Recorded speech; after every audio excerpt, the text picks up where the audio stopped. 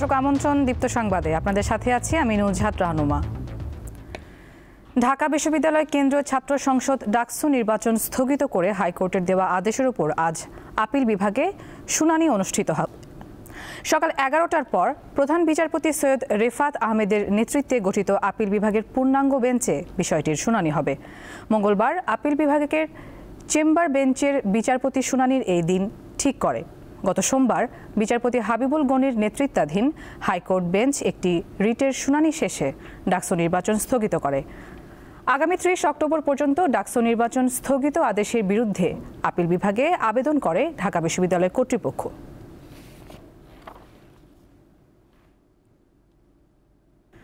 নারী ভোটার এবার ডাকসু নির্বাচনে বড় ভূমিকা রাখবে বলে মনে করছেন সাধারণ শিক্ষার্থীরা। প্রার্থীরাও বিষয়টিকে গুরুত্ব দিচ্ছেন। তবে হাইকোর্টের রিটকারী ছাত্রীকে গণধর্ষণের হুমকি দেওয়ার ঘটনায় উত্তপ্ত হয়ে উঠেছে ঢাকা বিশ্ববিদ্যালয় ক্যাম্পাস। ঢাকা বিশ্ববিদ্যালয় কেন্দ্রীয় ছাত্র সংসদ ডাকসু নির্বাচনে এবার নারী ভোটারের সংখ্যা 18,902 জন, যা মোট ভোটারের 47.52%। নির্বাচনকে ঘিরে তাই সব প্রার্থীর নজর নারী ভোটারের ওপর। সাধারণ শিক্ষার্থীরা বলছেন, নারী ভোটাররা ডাকসু নির্বাচনের চিত্র বদলে দিতে পারে। এ বিষয়ে বিভিন্ন পদের প্রার্থীরাও সতর্ক। নারী ভোটারদের ভালো মন্দের বিষয়গুলো প্রাধান্য দিচ্ছে তারা। মূলত নারীর একটা আস্থার জায়গা চায়, অভয়ের জায়গা চায়। নারীরা দেখেছে বিগত কারা কাজ করেছেন, কিংবা নারী দেখেছে কারা অতীতের লিগেছে তারা বজায় রাখতে চান। নারী ভোটারদেরকে আহ্বান করবো যে আপনারা কোনোভাবে ভয় পাইয়েন না, যেহেতু আপনাদের ভোটটাই গেম চেঞ্জের জায়গা। আপনাদের ভোটটা এবং আপনাদের ভোটটাই খুবই গুরুত্বপূর্ণ, ফলে আপনাদের ভোট নিয়েই ষড়যন্ত্র হবে। তো এই ষড়যন্ত্রগুলো আপনারা প্রতিহত করার জন্য আপনাকে ভোট দেওয়া দরকার। আপনি ভোটের মাঠে আসুন। নারী ভোটারদের সমর্থন আদায়ে যখন ব্যস্ত প্রার্থীরা, তখন হাইকোর্টে রিট করা একজন নারী শিক্ষার্থীকে গণধর্ষণের হুমকি দেওয়ার ঘটনায় আবারও উত্তপ্ত ঢাকা বিশ্ববিদ্যালয় ক্যাম্পাস। গতকালকে যে ছেলে আলী হুসাইন, যার বিরুদ্ধে অভিযোগ এসেছে, ফেসবুকে ছাত্রদলের সাথে তার অনেকগুলো পোস্ট কানেক্টেড। তা আমাদের কাছে মনে হচ্ছে ছাত্রদল তাদের অপরাধকে দায় মুক্তি দেওয়ার জন্য তারা ওই দায় দিয়ে দেওয়ার রাজনীতির মধ্যে তারা চলে এসেছে। আলী হোসেনের কাছ থেকে এইরকম একটা অধ্যত্বপূর্ণ একজন পটেনশিয়াল রেপিস্টের এই যে বক্তব্য, সেইটার প্রতি আমরা ধিক্কার জানাই। আমরা আমাদের প্যানেলের পক্ষ থেকে নিন্দা জানাই। তবে যাদের নিয়ে ভোটের মাঠে এত সমীকরণ, সেই নারী শিক্ষার্থীরা বলছেন, প্রার্থী বাছাইয়ে সব দিক বিবেচনায় রাখবেন তারা।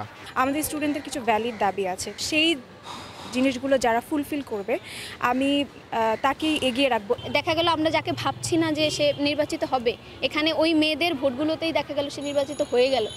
এখানে মেয়েদের ভোটগুলো অবশ্যই গেম চেঞ্জার হিসেবে কাজ করতে পারে। এই যে নারী যেই 5 হল আছে এবং অনাবাসিক যে নারীরা আছে, আমি বলতে চাই যে এটা বিরাট একটা ভোট ব্যাংক। তো সেই ক্ষেত্রে নারীরা হয়তো এটা দেখছে যে কারা প্রপার নিরাপত্তা দিবে এবং তাদেরকেই নিশ্চয়ই নির্বাচিত করবে। ঢাকা বিশ্ববিদ্যালয় কেন্দ্রীয় ছাত্র সংসদ ডাকসু নির্বাচনের প্রচারণায় এরই মধ্যে সরব হয়ে উঠেছে পুরো ক্যাম্পাস। বিশ্লেষকরা বলছেন, এবারে ডাকসু নির্বাচনে গুরুত্বপূর্ণ ভূমিকা পালন করবে নারী শিক্ষার্থীদের ভোট ব্যাংক। আর নারী শিক্ষার্থীরা বলছেন, তারা সে প্যানেল কি বেছে নেবে বা প্রার্থীকে বেছে নেবে যে প্রার্থী ও প্যানেল হয়ে উঠবে নারী বান্ধব। নূর আলম, দীপ্ত সংবাদ, ঢাকা। আজ শেষ হচ্ছে রাজশাহী বিশ্ববিদ্যালয় কেন্দ্রীয় ছাত্র সংসদ ডাকসুর মনোনয়নপত্র বিতরণ। মঙ্গলবার পর্যন্ত মোট 420টি মনোনয়নপত্র বিতরণ করা হয়েছে। এর মধ্যে কেন্দ্রীয় ছাত্র সংসদে 346টি এবং সিনেটে প্রতিনিধিতে 74টি মনোনয়নপত্র বিতরণ করা হয়। এর মধ্যে ভিপি পদে 18 জন, জিএস পদে 7 জন, এজিএস পদে 8 জন লড়ছেন। ডাকসু কেন্দ্রীয় ছাত্র সংসদে 23টি, সিনেটে 5টি এবং হল সংসদে 15টি পদে ভোট হবে। মোট ভোটার 24,892 জন।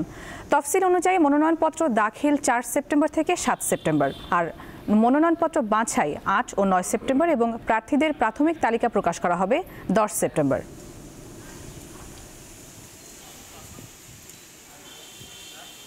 এবারে গুড নাইট ডেঙ্গু সুরক্ষা।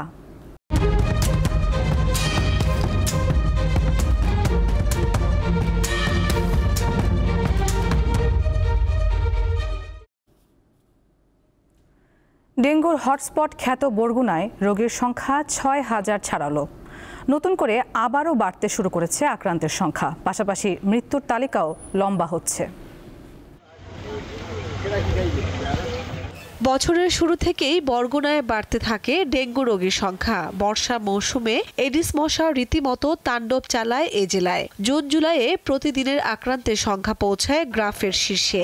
এক পর্যায়ে বরগুনাকে ডেঙ্গুর হটস্পট হিসেবে ঘোষণা করা হয়। ডেঙ্গু রোগী সামাল দিতে হিমশিম খাচ্ছে 250 শয্যা বিশিষ্ট জেনারেল হাসপাতালের চিকিৎসক ও নার্সরা।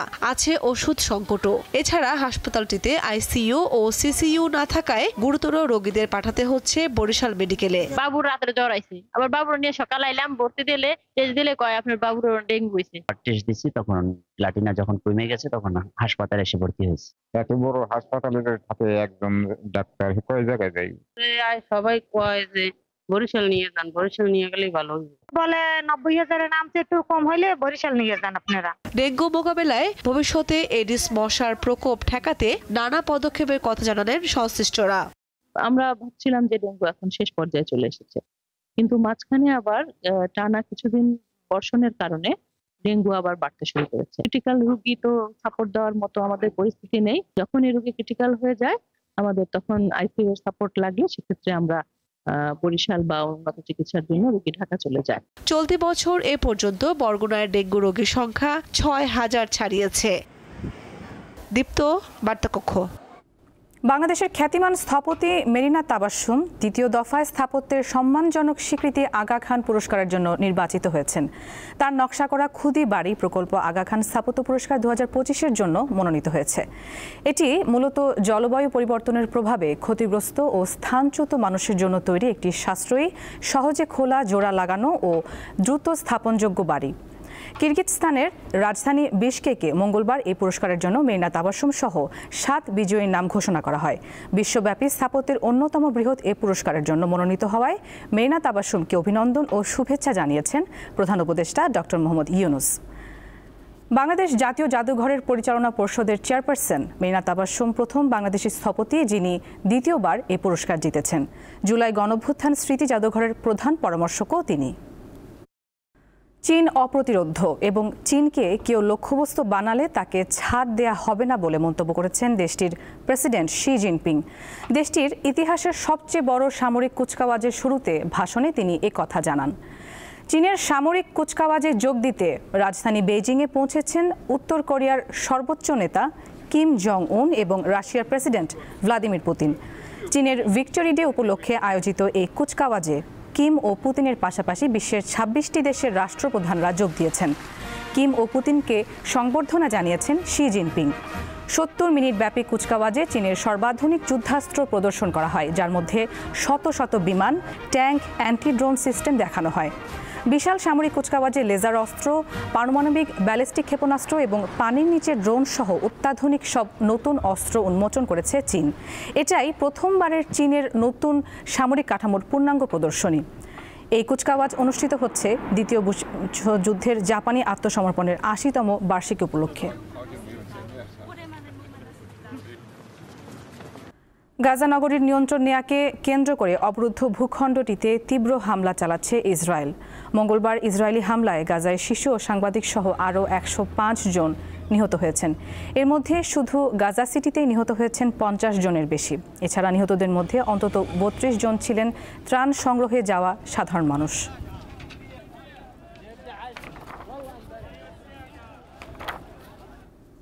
খেলার খবর। অনূর্ধ্ব 23 এশিয়ান কাপ বাছাইয়ে আজ স্বাগতিক ভিয়েতনামের বিপক্ষে মাঠে নামবে বাংলাদেশ। গুরুত্বপূর্ণ এই ম্যাচের আগে মঙ্গলবার বাংলাদেশ দলের সঙ্গে যোগ দিয়েছেন ইতালি প্রবাসী ফুটবলার ফাহমিদুল ইসলাম। মূল পর্বে ওঠার লড়াইয়ে বাংলাদেশ খেলবে সি গ্রুপে, যেখানে রয়েছে স্বাগতিক ভিয়েতনাম, ইয়েমেন ও সিঙ্গাপুর। লাল সবুজদের 23 সদস্যের দলে জায়গা করে নিয়েছেন আরও 3 প্রবাসী ফুটবলার কিউবা মিচেল, ফাহমিদ সালিক ও জায়েন আহমেদ।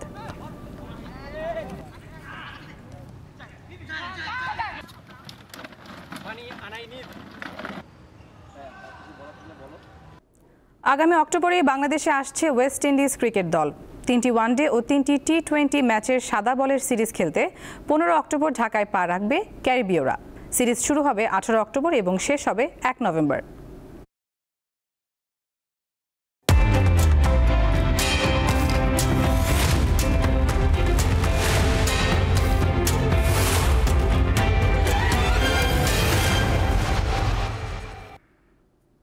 দর্শক, এবার জানাবো এক নজরে দৈনিক পত্রিকার শিরোনাম। শুরুতে আমাদের হাতে আছে দৈনিক যুগান্তর।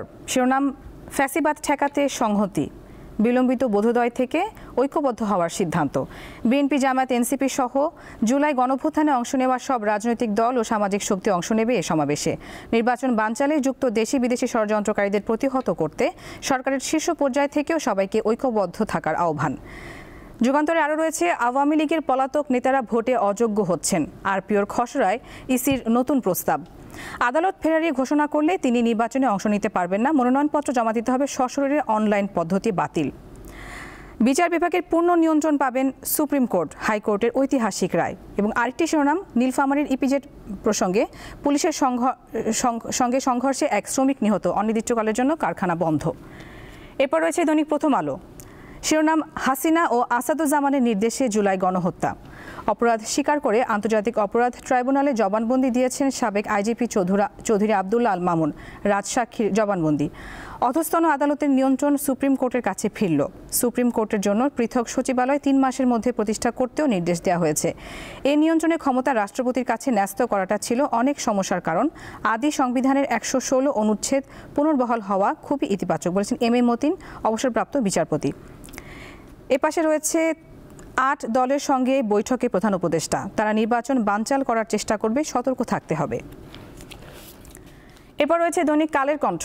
অধস্তন আদালতের নিয়ন্ত্রণ ফিরল সুপ্রিম কোর্টের হাতে। রাষ্ট্রের 3 স্তম্ভের একটি আরেকটির উপর নিয়ন্ত্রণ আরোপ করতে পারবে না। রায়ের পর্যবেক্ষণ, এ রায়ের ফলে বিচার বিভাগের উপর নির্বাহী বিভাগ আর ছড়ি ঘোরাতে পারবে না, বলেছেন আইনজীবী শিশির মনির। আরেকটি বিশেষ লেখা রয়েছে, পথ দেখাচ্ছেন প্রধান উপদেষ্টা। এপাশে রয়েছে বিচার বিভাগের স্বাধীনতার জন্য মাইল ফলক। কালের কণ্ঠে আরও রয়েছে, গণধর্ষণের হুমকির ঘটনায় উত্তাল ঢাবি ক্যাম্পাস। 2টি তদন্ত কমিটি গঠন, প্রতিবাদে ছাত্রদলের বিক্ষোভ। দৃষ্টান্তমূলক শাস্তি দাবি শিক্ষক নেটওয়ার্কের। হুমকি নারীর স্বাধীনতাকে প্রশ্নবিদ্ধ করেছে, বলেছে সাদা দল। এরপর রয়েছে দৈনিক আমার দেশ। আওয়ামী লীগের ভোট ডাকাতি ও গণহত্যার দায় স্বীকার। এপাশে একটি মন্তব্য প্রতিবেদন রয়েছে।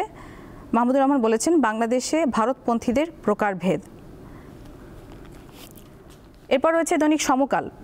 অধস্তন আদালতের নিয়ন্ত্রণ ফিরছে সুপ্রিম কোর্টের হাতে। 3 মাসের মধ্যে স্বতন্ত্র সচিবালয় প্রতিষ্ঠার নির্দেশ। ক্ষমতায় এসেই বিচার বিভাগকে প্রভাবিত করতে চাওয়া দুষ্টু চক্রের অবসান ঘটবে, বলেছেন শিশির মনির, রিটকারীদের আইনজীবী। সমকালে আরও রয়েছে, শেখ হাসিনা ও কামালের নির্দেশে জুলাই গণহত্যা। 2 বিষয়ে আবারও অবস্থান স্পষ্ট করল বিএনপি। এছাড়া সমকালে রয়েছে 4 হাসপাতালের তথ্য, পরীক্ষার 30% নমুনায় চিকুনগুনিয়া শনাক্ত। এরপর রয়েছে দৈনিক বণিক বার্তা। বাজার শক্তি নয়, ডলারের দর ধরে রেখেছে কেন্দ্রীয় ব্যাংক। বিচার দ্রুত শেষ করতে গঠন হতে পারে ট্রাইব্যুনাল 3, বলেছেন আইন উপদেষ্টা। এবং আরেকটি শিরোনাম, মিয়ানমারের বিতর্কিত নির্বাচন ঘিরে একই নীতি চীন ভারতের। দর্শক, দেখে নিলাম আজকের দৈনিক পত্রিকার শিরোনামগুলো। এই ছিল এখনকার মতো। পরবর্তী সংবাদ বেলা 1টায় দেখার আমন্ত্রণ। এছাড়া তথ্য ও বিনোদনের অন্যান্য খবর পেতে যুক্ত থাকুন দীপ্ত ডিজিটাল প্ল্যাটফর্মগুলোতে। সবাইকে ধন্যবাদ।